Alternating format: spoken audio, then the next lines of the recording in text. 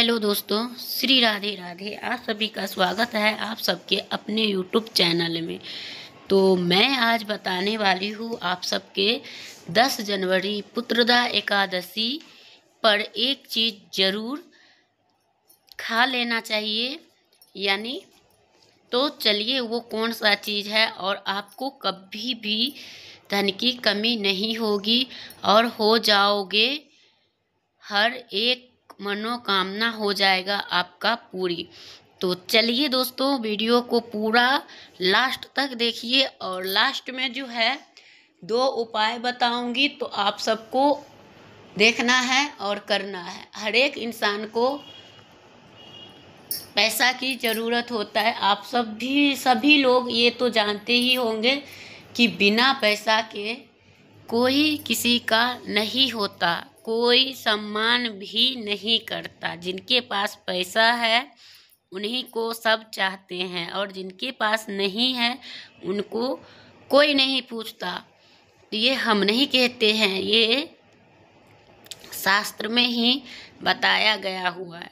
तो इसलिए आप लोग को मैं बता दूं कि आप सब इससे सतर्क होके रहें तो ही अच्छा है।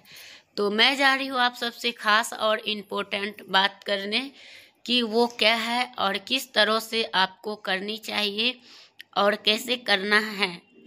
तो चलिए दोस्तों, सबसे पहले हम ये जानेंगे कि हम पुत्रदा एकादशी के दिन कौन सा कार्य करें। सबसे पहले आप प्रातः उठे और आप पितर को प्रसन्न करना चाहते हो तो आप अपने गेट पे यानी अपने मुख्य द्वार के लिए रात में ही किचन में जल, पहले गंगा जल फिर जल लेके और किचन को रात को ही साफ सफाई कर ले। जूठा नहीं रखना चाहिए, कभी भी नहीं रखना चाहिए बर्तन। जिनके घर में रात का अगर बर्तन जूठा रहता है तो उनके घर में दरिद्रता और कंगाली ही आती है।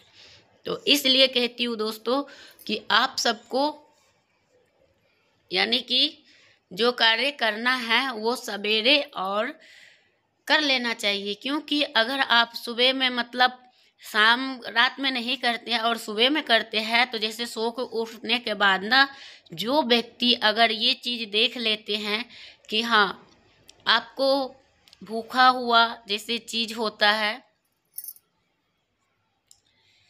कोई ऐसे जूठा बर्तन रहता है तो वो बर्तन आप सो के उठते ही देख लेते हैं तो आपको वो मतलब निगेटिव ऊर्जा आपके अंदर भरते हैं। तो इसलिए कहा जाता है और उसके ऊपर जो है वो रहती हैं, जब जूठा बर्तन रहता है तो बोलते हैं जिन आता है, जिन जो कि आपके घर में लड़ाई झगड़ा मारपीट करवाते हैं। तो इसलिए आप रात को ही बर्तन धो लिया करो, क्योंकि उससे ही आपको अच्छा होगा और सबसे उत्तम होगा। क्योंकि अगर आप रात को नहीं धोए और फिर दिन में धो रहे हो तो आपको बहुत ऐसे प्रॉब्लम हो सकती है। तो इसलिए आप लोग सवेरे सवेरे कर लिया करो तो अच्छा है। शाम को धो के रख लिया करो और उनके बाद ही कोई कार्य करो। क्योंकि इससे आपको बहुत सारे धन लाभ मिलेंगे, कभी भी धन की अभाव नहीं होंगे दोस्तों। और एकादशी के दिन मैं बता दूं, जो लोग तामसिक भोजन खाते हैं यानी कि सात्विक नहीं लेके और तामसिक खाते हैं तो उनके घर में हमेशा निगेटिव ऊर्जा निवास करते यानी अलक्ष्मी माता वास करती है और लक्ष्मी माता चली जाती है। तो अलक्ष्मी के निवास करने के लिए आप लोग अगर ये कार्य कर रहे हैं तो आपसे यही रिक्वेस्ट है कि ऐसा गलती ना दोहराया जाए। क्योंकि अगर आप कर रहे हैं तो आपको ये बहुत बड़ा प्रॉब्लम देखने के लिए मिलेगा। तो इससे अच्छा कि आप ऐसे कार्य करिए कि जिससे कहते हैं कि देवता लोग भी खुश हो और आपका पितर भी खुश हो। तो इसलिए आपको किचन के साफ सफाई करके रखना चाहिए डेली। ये नहीं कि आज कर लिए फिर 3-4 दिन ऐसे ही रहे, ऐसा कुछ नहीं करना है।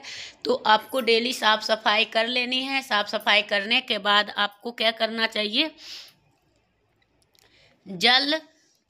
गंगा जल और जल दोनों मिश्रित करके और उनको ढक्कन से ढक के किचन में जहाँ पे आपका पीने वाला पानी रहता है वहीं के पास रख देना है। अगली मॉर्निंग में उठ के आपको मुख्य द्वार पे छिड़क देना है, और चाहो तो उस पानी में और पानी मिला के पूरा गेट के पास पानी गिरा के भी झाड़ू मार सकते हैं, और चाहो तो ऐसे भी छिड़काव कर सकते हैं अगर आपके पास समय नहीं है तो। क्यों? ये करने से माता लक्ष्मी जो आती है वो कहाँ से आती है? तो आपके मुख्य द्वार से। जो मुख्य द्वार होता है ना, तो वो सबसे श्रेष्ठ और उत्तम होता है, तो उनको पहले साफ सफाई के विशेष ध्यान रखा करिए। मुख्य द्वार के कभी भी गंदा नहीं करे तो अच्छा है। ये हो गया। और उनके बाद आपको क्या करना है दोस्तों, जब आप लोग ये कार्य से निवृत्त होके ये अगले दिन ये छिड़काव करके और जैसे स्नान करेंगे तो हल्दी डाल के स्नान करना चाहिए। उस दिन आप तुलसी माता को पूजन करना है।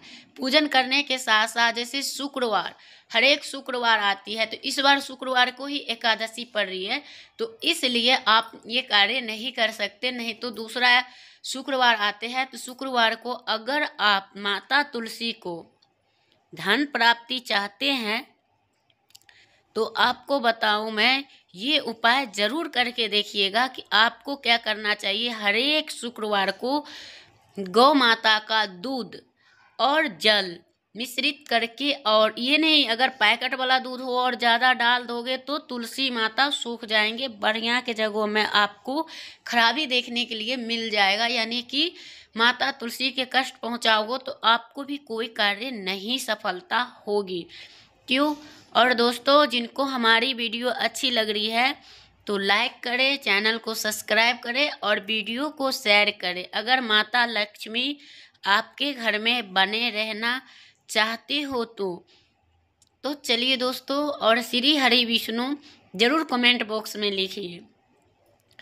तो ये है, और उनमें मिला के और जाके आपको उस हर एक शुक्रवार को आप थोड़ा सा दूध और जल डाल के सींचते हैं और उनका पूजा करते हैं, तो आपको धन लाभ खूब प्राप्त होता है।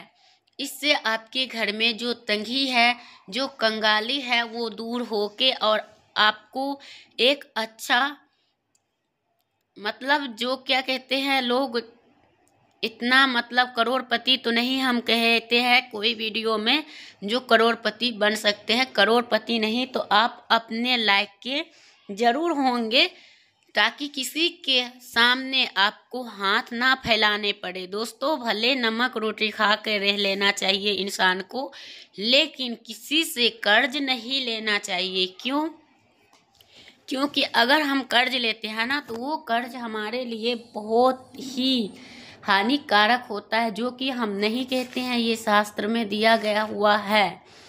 तो इसलिए अपना घर के राहत और बचत करने के लिए थोड़ा कम कमा रहे हो तो कम खर्चा करो। अगर कम है तो हमें कम चीज़, उसी में आप खुश रहो, तो आपका भगवान श्री हरि विष्णु माता लक्ष्मी के साथ आपके घर में निवास जरूर करेंगे। अगर आप जहाँ पे कहते हैं परिवार में खुशी का माहौल होना, तो उस घर में माता लक्ष्मी प्रवेश करती है और निवास करती है। जिनका घर अगर अच्छा से साफ सुथरा रहता है, उनका घर में माता लक्ष्मी का सदैव निवास होता है। उसमें कोई संशय नहीं कि उनके घर में माता लक्ष्मी का अभाव होता है, ऐसा कभी भी नहीं होता है दोस्तों।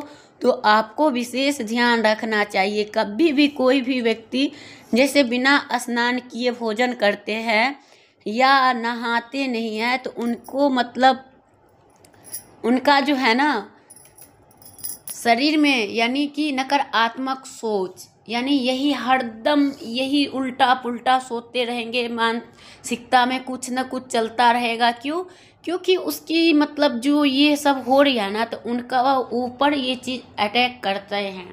तो इसलिए कहते हैं मनुष्य को हर एक दिन नहाना चाहिए, हर एक दिन वस्त्र धोया हुआ पहनना चाहिए, ताकि उनका मन फ्रेश हो। और अच्छा सा कोई सुबह सुबह उठ के भजन लगा देना चाहिए, जिससे आपके घर में सकारात्मक माहौल बना हुआ हो और परिवार के अंदर आपको एक हमेशा परिवार के अंदर शिव परिवार का तस्वीर रखना सबसे अनिवार्य है, हर एक घर में रखना चाहिए।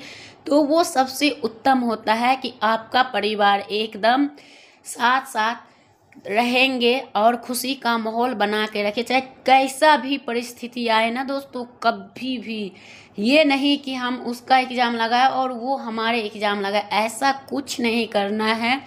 और खुशी से अगर ये दुख भी अगर झेल लेते हैं ना आप खुश हो के, तो आपको कोई दुख छू नहीं सकता। अगर दुख आए भी है ना तो वो तुरंत के तुरंत समाप्त हो जाता है।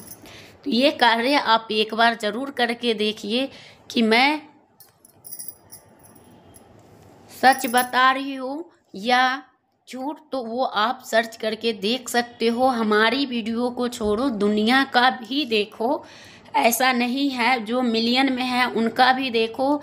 हमारे प्रदीप मिश्रा गुरु जी को भी कथा में सुनिए क्या कहते हैं।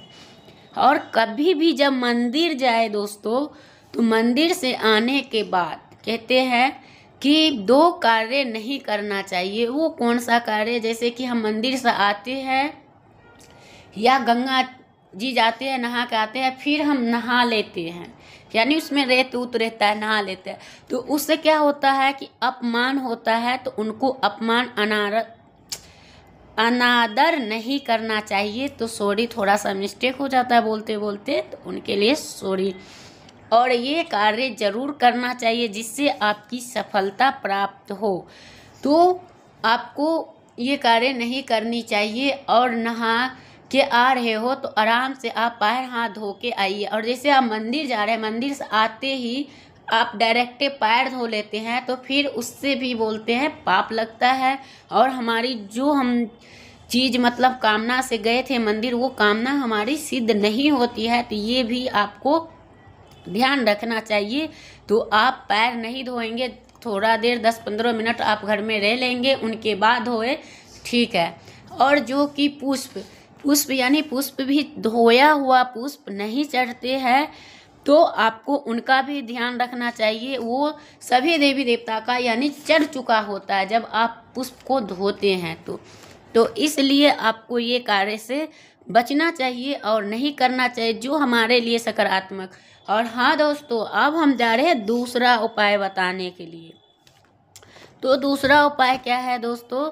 तो आपको कल है सफलता एकादशी, तो आपको करना है गौ माता की एक चीज़ जरूर खिला देना चाहिए। तो वो क्या है दोस्तों? तो गौ माता के आप पूरी बनाना है।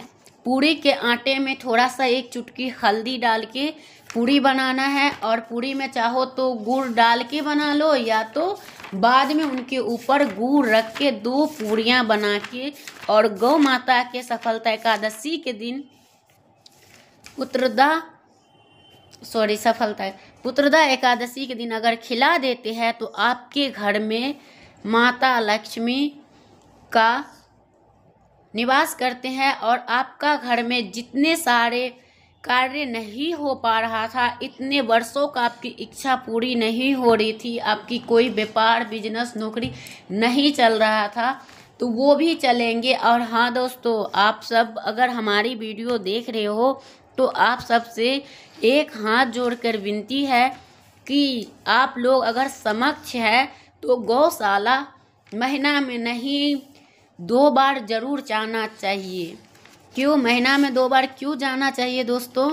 क्योंकि अगर गौ माता का आप सेवा करते हैं तो आपको भगवान और दुगनी रात चौगनी होता है, और उनका कुछ हरा भोजन लेके जाए और उनको खिला के, और उनका जो सिर के बीच वाला मस्तक होता है उनको छू के प्रणाम कर ले, तो आपका कभी भी धन के नहीं अभाव होंगे।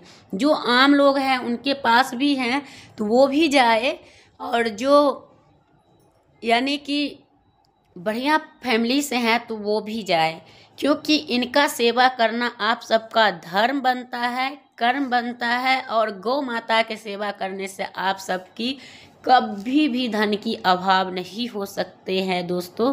तो ज़रूर से करके देखिएगा, और जहाँ तक के आपका बन सके उतना करना है। एकादशी के दिन आप चाहे सुबह में खिलाओ, चाहे शाम के खिलाओ, चाहे आप यानी प्रदोष काल में खिलाओ, लेकिन करना है भर दिन में, आप किसी भी टाइम करना है। एकादशी के दिन दीपक तुलसी माता को गौ का घी का दीपक जरूर जलाना चाहिए, और नहीं आप डेली मुख्य द्वार पर जला सकती है। तो पूर्णिमा और 2 एकादशी महीना में आते हैं तो उस दिन आप वहाँ तो ज़रूर जलाना चाहिए, और उनके नीचे तिल रखना है एकादशी के दिन, और या तो पुष्प रखना है। तो चलिए दोस्तों, मैं वीडियो करूँगी यहीं पे एंड, फिर मिलती हूँ एक नया वीडियो के साथ। तब तक के लिए श्री राधे राधे।